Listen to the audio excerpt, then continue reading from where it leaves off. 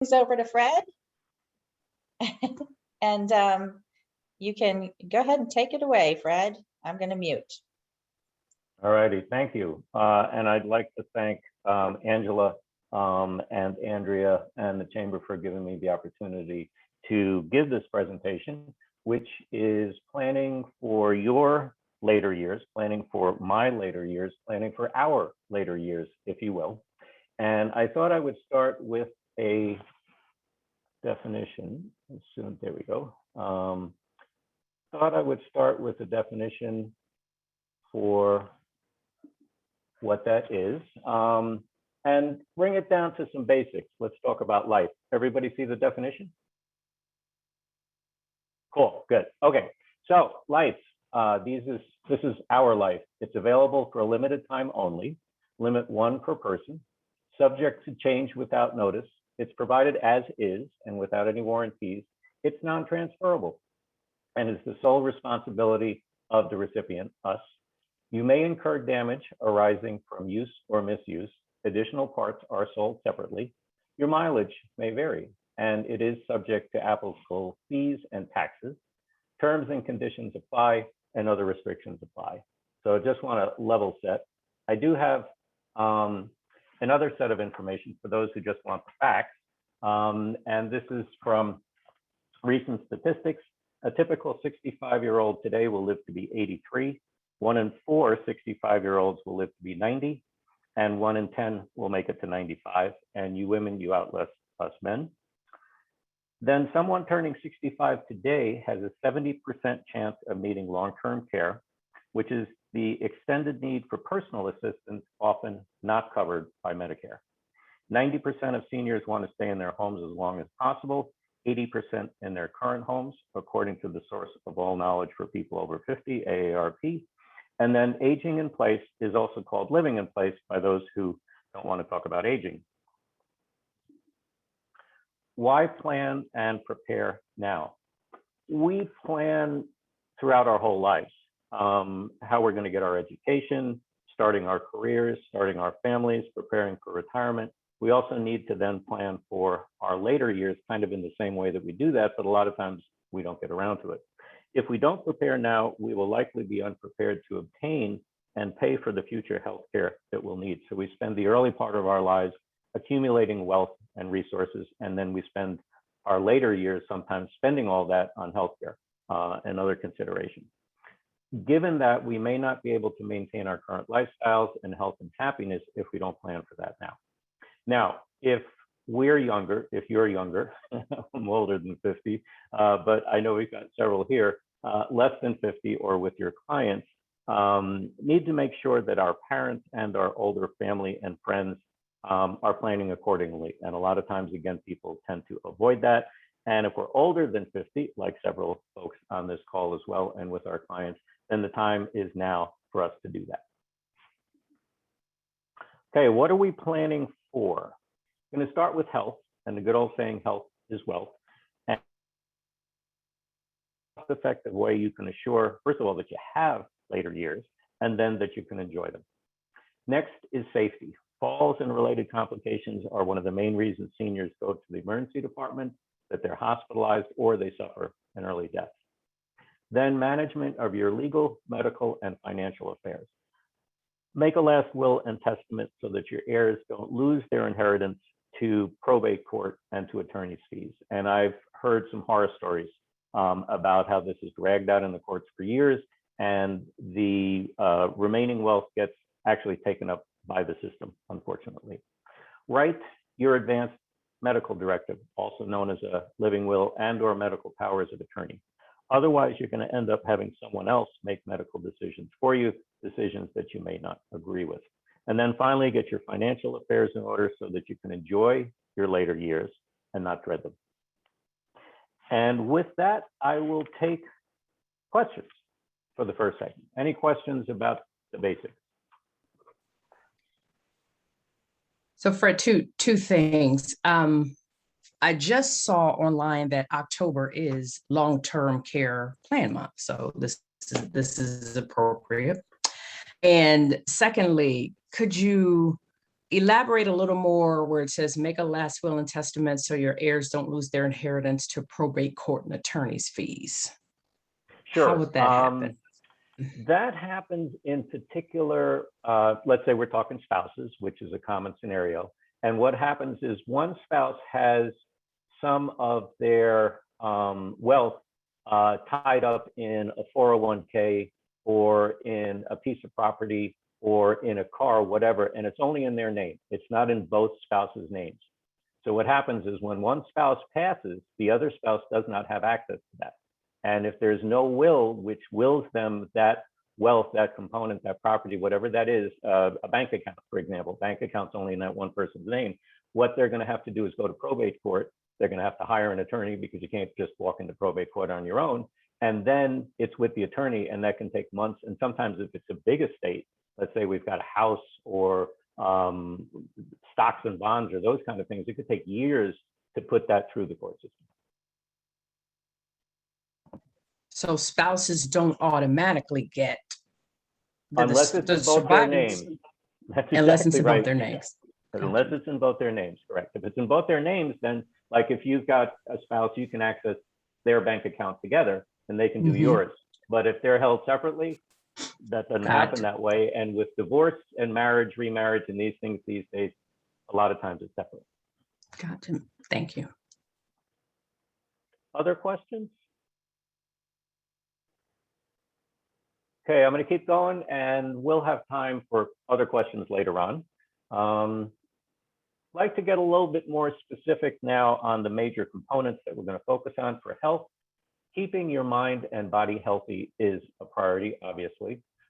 Some things your mother told you, some things your mother didn't tell you. I don't know if she told you to eat a healthy Mediterranean diet, but that is definitely recommended. And you can see it does allow you some wine in moderation. So you've got a nice meal selection. Get adequate restful sleep, which is a major challenge for Americans anyway. And it's even gotten worse, unfortunately, with the pandemic. Limit alcohol and other mind-altering substances. In the old days, it was just wine we had to worry about. Now we have a cannabis leaf down there. And then getting regular cardiovascular and muscle training and maintaining exercise. Recent research that I just heard yesterday indicated that it's actually movement is almost more important than weight. So we do have an obesity epidemic in the United States. I think it's 30% of adults actually classify that way. But if you get exercise, you can actually kind of mitigate some of those effects. If you're going to be overweight, be fit, be very fit and overweight. That's kind of the latest recommendations that are coming out. So anyway, some basic things to consider. Moving on to safety, staying safe. Safety is a top priority with fall prevention most important since 1 in 4 people over 65 fall every year. And those numbers go up. I think by the time you get to 72, it's 1 in 3. And by the time you're 85, it's 1 in 2. An 85-year-old will fall twice a year on average. So very important.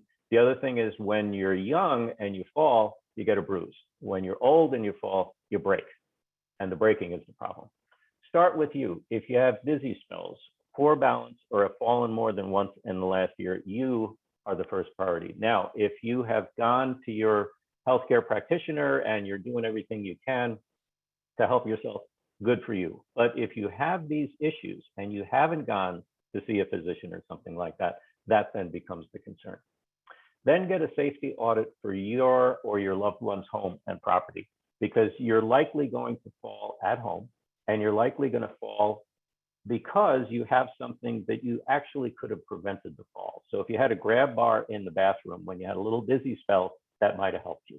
Or you got up quickly in the morning and you got dizzy and then you end up falling. In that case, maybe a cane or a walker, whatever that would be. But this basic safety audit is really important because that's what can protect you from an untimely hospitalization or even demise.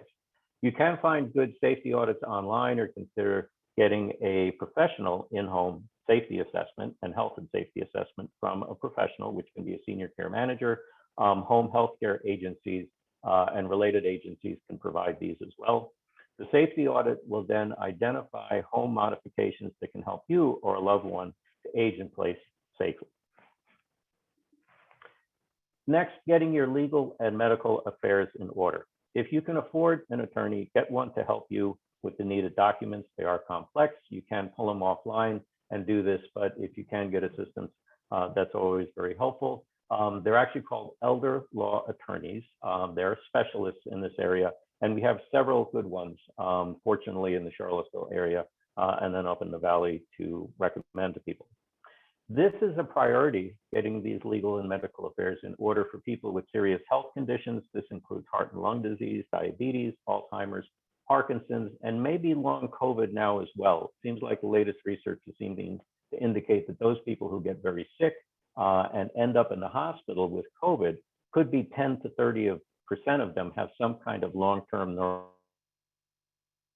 to consider. And that's unfortunate and another reason to get vaccinated, please. This can be a sensitive topic, not the vaccination, that's another sensitive topic, but the whole thing about the legal and medical affairs in terms of getting a will, getting advance directives, powers of attorney, these are sensitive topics that people don't necessarily want to discuss and that some people actively avoid. 50% of people, the latest I've heard in the United States, they die without a living will, advanced medical directive still, because we still don't have that. We're working on it, but trying to get that better. In terms of some basic tips in terms of how to approach this with family, with friends, with loved ones, make a real plan to do it and commit to doing it. And maybe you commit out loud and say, hey, this is the year that we're going to do it, and let everybody know, and then you kind of get into it because the whole group is together. Decide who needs to be involved, schedule time to do it, maybe over several short meetings as opposed to trying to do it all at once and it becomes overwhelming. And then during that process, be honest, be a good listener, support each other, and don't give up, get it done. And then when you've got it done, celebrate, and you'll also have the best gift of all, which is peace of mind, which is just so important. Then moving on to financial affairs. Like legal and medical advice, if you can afford it, obtain advice from a financial advisor. Things haven't gotten any easier, our tax code hasn't gotten any easier, so it's such a challenge to try to handle that. The decision to age in place also is a basic one in terms of, do you decide that you're going to age in place where you live or where you plan to live your future forever home, or are you planning to move to a senior or retirement community? That's a financial decision, typically based on the higher costs of retirement and community living. They can cost $5,000, $8,000, $10,000 a year. And unless one has that money available to do that, people will be forced more to age in place. Otherwise, you spend down, you go into Medicaid, and that's a whole different route. Won't get into today.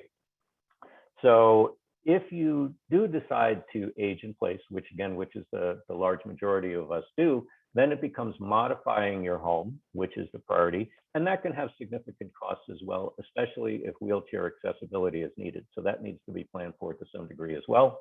Regarding that, consider long-term care insurance, which is about 10% of people in the United States have long-term care insurance. And this is designed to pay for the cost of in-home and facility care, not covered by Medicare or other insurance. And I'll talk a little bit more about long-term care insurance in a minute. But let me see if there are any questions after we talk about all that.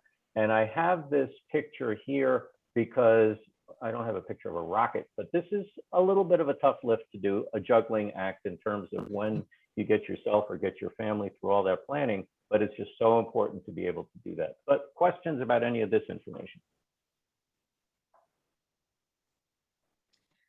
I do. Go ahead. Sorry, didn't mean to just jump in. My question is back to movement. I have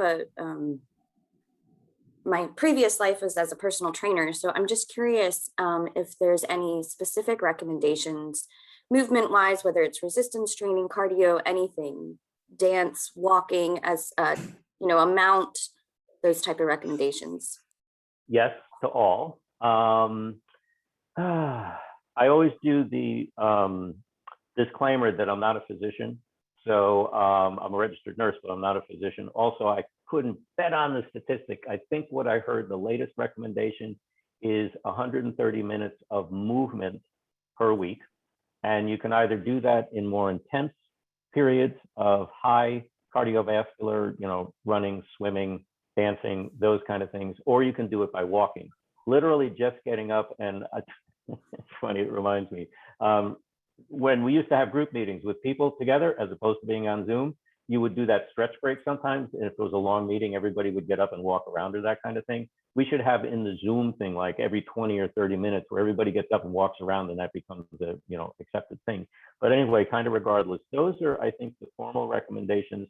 What is an excellent question.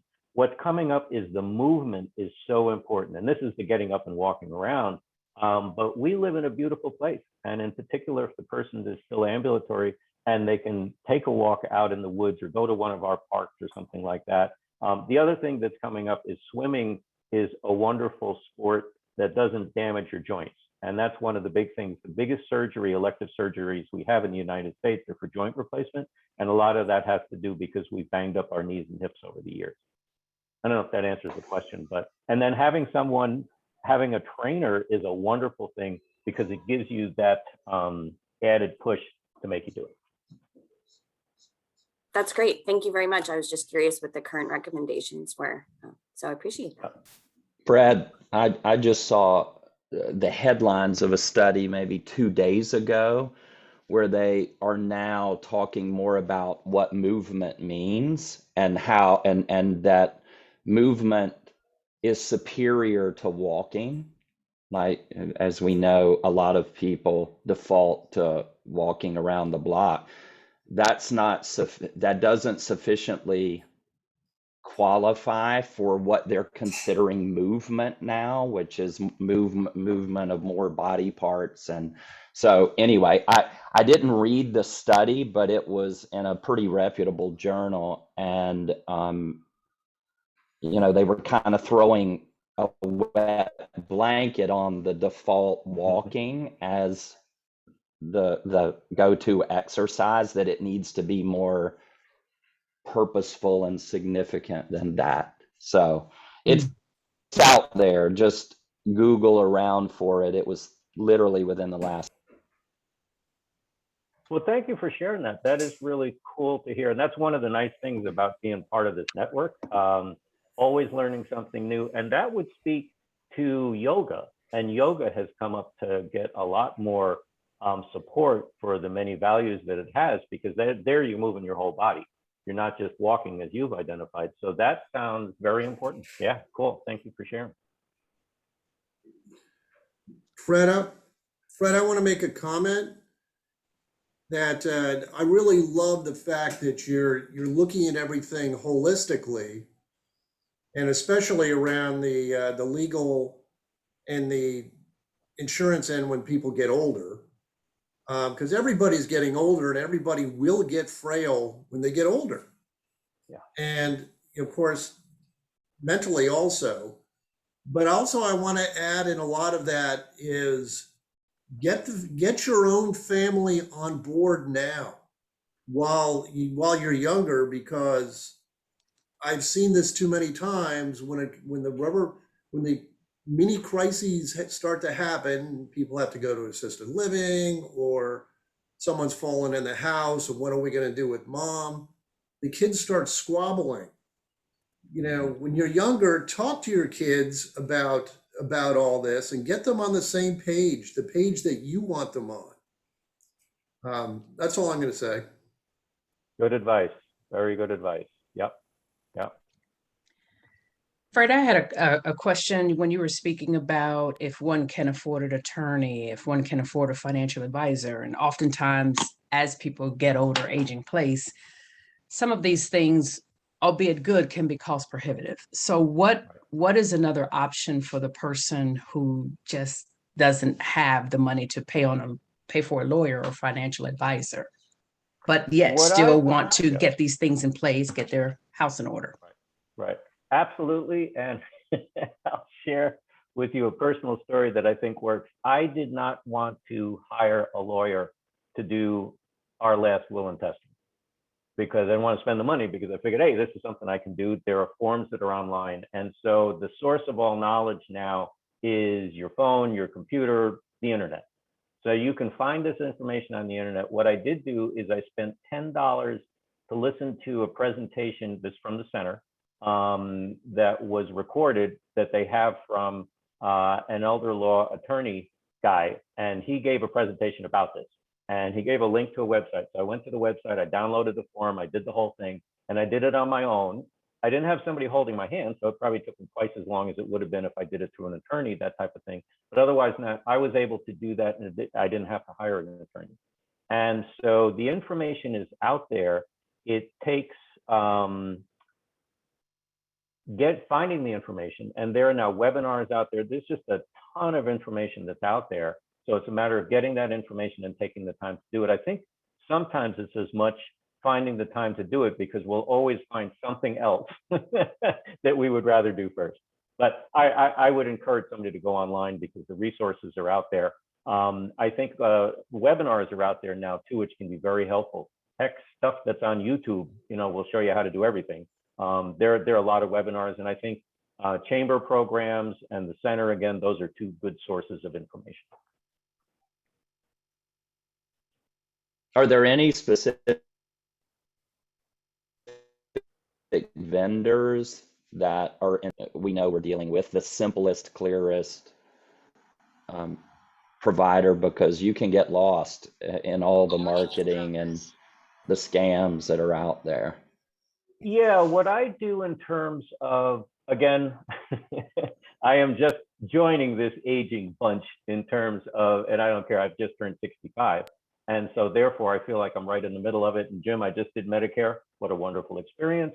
I did do it. Well, I got a little bit of advice from a friend, but I didn't pay for it. It's easy because, Medicare, you've got all the health plan.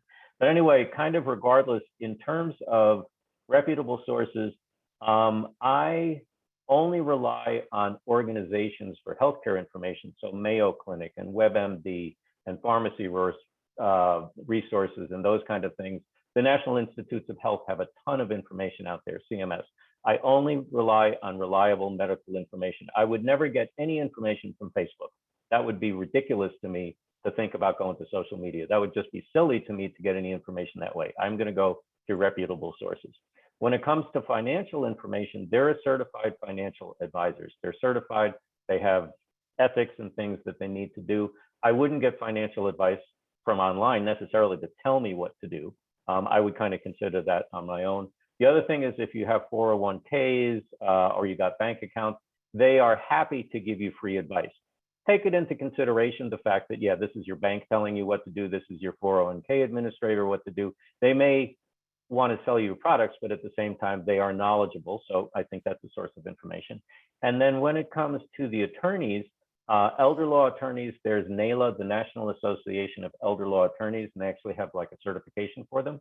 And so what you can do is make sure that they have that. And actually in a couple of minutes, when I'm talking about home care agencies, make sure that they are licensed. And just like I'm a licensed registered nurse, I have a license, I have liability insurance, that's my profession, that's what I do. You want to have someone who has that same professional, legal, and ethical obligation to you as a client. Can I just say something real quickly? Just in case nobody's ever heard of it, JABA typically does something kind of on an annual basis called Wills for Seniors.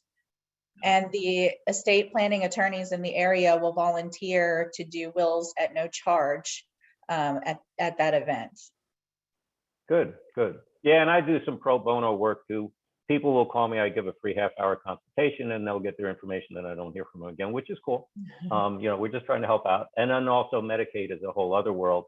And I think we all volunteer our time when we can help. Graham had a question. Thanks, Adrian. It's more of a comment, is to say, 40% of Americans don't have a will in place. So it's not just for you, it's for your loved ones. Ask them these questions. That's part of what we do as an advisory firm, is not just asking our clients, but asking about their siblings and parents and children, because everybody's affected by that. Second, something like 80% of people, even if they do have a will, do not have the proper titles and beneficiaries on their assets.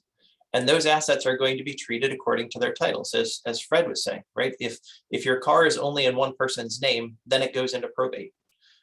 So that is something that any individual can review. We as a team push people to do that because some people will even do the work of saying, I'm going to get a will, I'm going to go to an estate planning attorney to get all my documents in order, but then still not change their titles and beneficiaries. And then it's a muddle for the next generation. So I'd encourage you, for you and those you love, make sure they pay attention to all of those pieces because they all matter. Good point. Good point. Okay. Nothing else? I'll keep going. All righty. Planning to age in place. That's the focus of this group. That's what most of us want to do. A lot of stuff that goes in there, but assuming that's what the goal is, a first thing to do is to determine if your current home will be your final destination, or if you're planning to move to another home and then age in place there, also known as your forever home. If you're planning to move first, now's the plan to plan for that move. And even though it may be far out in advance, at least take it into consideration. Reason being, the timing of your move. So for example, the market's been hot this year. So if you tried to sell your house, wow, you would have done great. However, who knows how long the market's going to last like that. We had the 2005 whatever fiasco. So things can change and things can change pretty quickly. Another consideration is home modifications. So if you modify your home to make it easier to live in, even if you're going to move out, that can also increase its resale value because America is aging. The other consideration is that the homes that many of us live in were built sometimes in the 1950s and before, and even current homes aren't really necessarily built for safety. So that's a large consideration as well. And then finally, plan to downsize too. Even though you love your stuff, your kids are going to see most of it as being junk and throwing it out, and then nobody will appreciate it. So something always to kind of keep in mind there. If you're already in your forever home, get a safety audit and make the needed modifications to live in place so it's easier and safer. And so don't avoid putting off, or don't put off getting that grab bar in the bathroom because you don't get around to it until somebody slips and falls. And so they have a near miss and then you put it in, or if you don't put it in at all, it can lead to a real fall. So so some of the bathroom stuff is really important. I also appreciate the kitchen. The bathroom has the highest number of falls, followed by accidents in the kitchen. Actually, it's not in the bedroom. Falling out of bed is not a big deal. The bathroom is number one, and then kitchen stuff tends to come number two because people also, as our memories start to fail, we become frail as we age, and we typically don't have as good a memory. Some people are very sharp, but it's not going to ever be as sharp as it was when we're young. And that's just a natural part of aging and something that we need to plan for. Hopefully it doesn't get too bad. Okay, if you're older or have chronic health conditions, particularly if you've got chronic health conditions, that's the place to get a professional audit. So you really need somebody who has that understanding, both about health and safety, because you can anticipate most of us, 70% of us, will need some kind of long-term care, which typically is personal assistance. And then for those of us who are challenged with the memory issues, that then goes into the whole memory care piece where we need somebody there to help keep us safe and keep everyone else safe. And then finally, a note, aging in place is not always possible due to medical, cognitive, and or physical needs that require immediate use of an assisted living or memory care facility. Two common ones, again, is the fall that breaks somebody's hip and they go to rehab and then they can unfortunately never get out of rehab. And unfortunately, this affects women more than it does men. That's very challenging. And then the other piece these days is you get what's called sepsis, you get COVID, you get pneumonia, you get something. And what happens due to being in the hospital in the intensive care unit, you develop delirium and you can't be managed any longer. And that's an unfortunate trajectory as well. And then there's another saying, which is the best way to remain at home tomorrow is to plan ahead today. So you want to plan for your future, that you have a good future. Very significant is figuring out how to pay for home safety improvements. And this is in particular because, again, Medicare generally doesn't cover home safety improvements.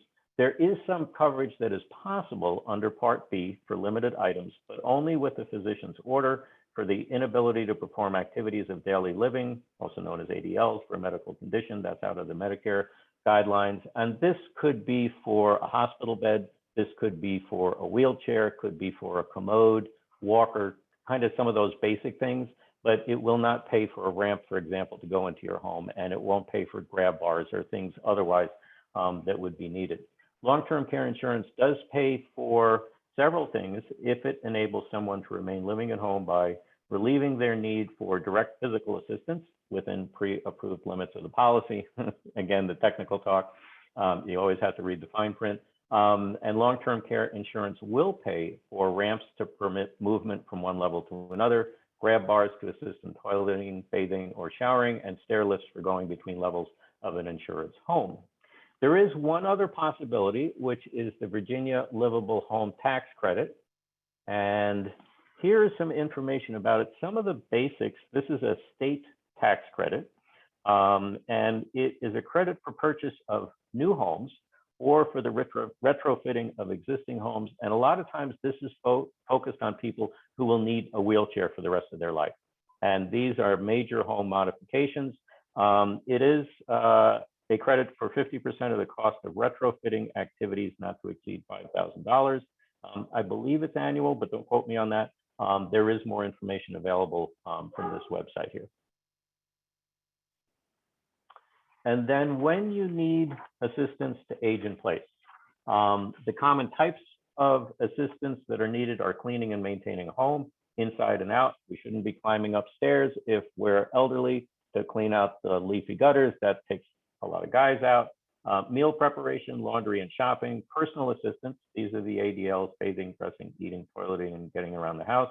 And then assistance with daily finances to help keep up and pay the bills. This is particular for people who are beginning to have memory issues, cognitive challenges, being able to do that. There are services, they need to be insured and bonded. They're called daily money managers, and they can help people do that. And I think ICOR does this as well. I want to say potentially helping people with that kind of service. Think carefully through about getting help from loved ones. If you have a spouse, they may need the first one to need help, not you. So you might have thought, oh, well, maybe my wife can help me, when I need help, or we can help each other. While that's a nice hope, and that works out for some people, sometimes that doesn't work, and it ends up being they're the first one who needs the help, not you. Also, neither of you may be able to help each other. So particularly as you get into your 80s and your 90s, if you're lucky and you live that long, then consequently you're both frail. And it's not like either of you is going to be helping the other person. You both may end up needing help.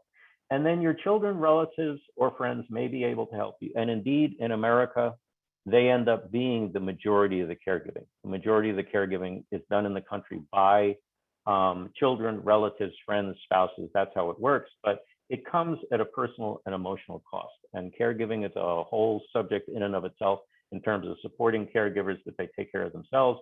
So if you are going down that road, just recognize the emotional, personal, physical cost for them, and then also you in terms of your feelings about that.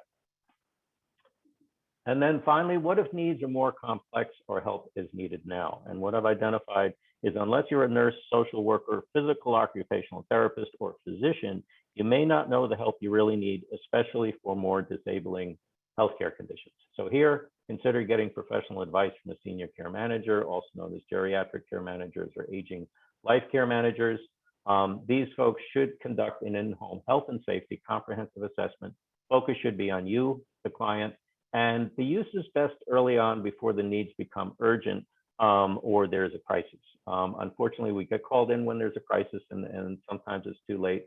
I should also identify that home care agencies can also provide some assessment and advice, but evaluate them and see in particular that they are licensed home care agencies. That's the kind of big thing. There is home care that is being provided in what's called the gray market, which is sometimes on Facebook. You'll see somebody or next door or something like that that'll be advertising is you want to get home care from a licensed provider to make sure that they're following state regulations and requirements about the provision of home care, because again, they may just be looking to sell their services. I should also mention that there's a possibility of getting this covered by Medicare if you have someone who has a more disabling healthcare condition. You go see the PCP. The PCP says, oh, maybe some in-home PT or an in-home nurse to teach you better about your medications. This is something you can actually recommend to the physician. He can order skilled home health, which is covered by Part B of Medicare. Have that conversation with your physician and say, hey, you know, it'd be really good if I could get this help. It is another way to be able to hopefully be able to get that help. So that's the information I was looking to share, kind of pretty broad-based, and happy to take any questions.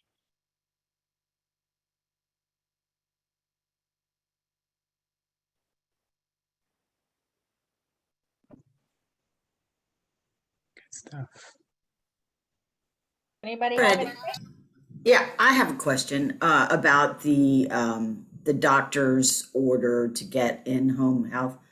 Is there a time frame that they would only, Medicare would only pay for like 20 days or whatever for that, or is that even an issue? The way that system works is the physician, in order to order it, has to do what's called a face-to-face. So there's a requirement that the physician does the face-to-face, and also has to establish that you are homebound. And there's a whole Medicare definition which goes along what it means to be homebound, because otherwise the plan would be, yeah, you're going to go get physical therapy at an outpatient physical therapy center or something like that. And the definition of homebound is that it takes significant and taxing effort for you to get a wheelchair, whatever that is. And it's a little bit in physician judgment, you know, that's what they do for a living, and they're going to consider that. Then what happens is, if there's a need, and it needs to be a skilled need, again, for a nurse, physical therapist, occupational therapist, social worker, then what happens is they go in and they actually do their own assessment. And typically it'll last for 6 weeks potentially, and they'll open the case, and then they'll reevaluate the case periodically under the home health rates. So what happens is they basically come in, do a home health assessment to some degree. Typically, it'll be a nurse or a physical therapist who opens the case, and then they'll go around and do that. But it could be up to 6 weeks, but it also depends on whatever they define. If it was just, for example, medication education, it might just be for a week or two. Physical therapy could be short term. It would kind of depend on what the specific needs are at home. Okay, thank you. Yeah. Brad, doesn't that usually revolve around a medical event, such as a surgery, or if someone had a fall, then they went to skilled nursing, then they would go to then the doctor would write a prescription or start this process for home health care. Correct. But Correct. it starts with some sort of event. It usually does, but not always. What it is I sometimes have spoken with physicians, and I've said to them, oh, well, you know, my patient, my client has fallen, okay? God help them, thank goodness they didn't break anything, but I'm really concerned about them. And by the way, they're homebound and they're frail. And I think that they could benefit from a short course of physical therapy to regain their balance and that kind of thing. The PCP will know the patient, right? Because it's one of their patients. Oh yeah, Mr. Jones, yeah, he's in pretty bad shape. He could probably use some help. Yeah, I'll write you an order for this. And this is not writing it for Fred, he's writing it for the patient. But anyway, this is a way that I can get that resource. But what it needs is, I've given a professional assessment that I have done to say that this person, I think, would benefit from physical therapy. I've presented that to the physician. I've given them some information. They might say, oh, well, you know, we need to have Mr. Jones come in and see me just to check on it. And the event would be the fall, or the event would be a new medication, or the event would be something unsafe that I observe in the person's environment that then rises to the level of the physician saying, yeah, this would be beneficial. Doesn't work all the time, but I have used it a couple of times and it's worked a couple of times. Okay. All right. Fred, this is, yeah, this is all really good, very informative. And, you know, we receive this information and we know there are things that we need to do, and we write it down, and we're going to do it. But like you said, we'll put it off. So what's the one thing that you recommend we do today or in the very near future to start planning for, you know, what do we call today's lesson? Planning for our later years. What's the one thing we can do to get that started? I can't do one. I got to do three. Okay. Sorry. So what I would do is I would do your papers. Oh, there, I can lump that together. Okay, do your documents. Okay, gentleman made, I think, a good case for, you know, doing your last will and testament, do your advanced medical directive, and then, you know, figure out, you know, kind of the money piece. So that's huge. Okay, and that's a fairly big list. And then second would be health and safety. So I'll give you two: get your documents order, and then do health and safety. It's really three, but that would be what I would recommend. Thank you. Now, I did say I had some announcements if I could, or are there any more questions? Nope, I was just gonna say I'm another resource if anybody's got any questions about estate planning documents, that's what we do here. So my attorneys are very knowledgeable. Our consultations are free. And so and as it turns out, I've been here long enough where I can answer a lot of questions. So if anybody needs another resource, I'm here. And they are a great resource. These are your elder care attorney professionals. So they have that knowledge and skill. That's what they focus on, for sure. Yeah. So go ahead with your announcements, Fred. Okay, the announcements. Next Tuesday, October 5th, 11 to noon, Neighbor Force, Neighbors Helping Neighbors. This is a kind of new thing. It's kind of like Uber for caregivers in terms of creating this resource. Anyway, they are going to be there presenting information. They're expanding. They expanded from Richmond to Charlottesville now. They've also expanded into North Carolina, Chapel Hill area. On November 2nd, there's going to be using technology to age in place. And that should be interesting. Tech is always a challenge for me. And then on December 7th, I'll be hosting, I'm going to look for some facilities actually to participate, a little bit of a panel kind of thing, navigating facility-based care, focus on assisted living and memory care. And there's a link there, and the center information is out there. And then it's already been identified, but just giving another emphasis to Walk to End Alzheimer's, 9 a.m. Saturday the 10th. I've got, I guess, starting at 10, people are going to get together at 9 at the parking lot on East High Street, and hearing that that you can walk at home electronically is really cool. But anyway, strongly, folks, this is such a challenge for all of us in terms of Alzheimer's, dementia, and all memory care issues. And please be a sponsor, Walk If You Can. I'm on actually one of the planning committees, so really always looking. And if anyone would like to get more involved, please reach out. And otherwise, with that, last but not least, this is the information on what our business does. And again, with that, I will wish you all a good day. Thank you so much, Fred.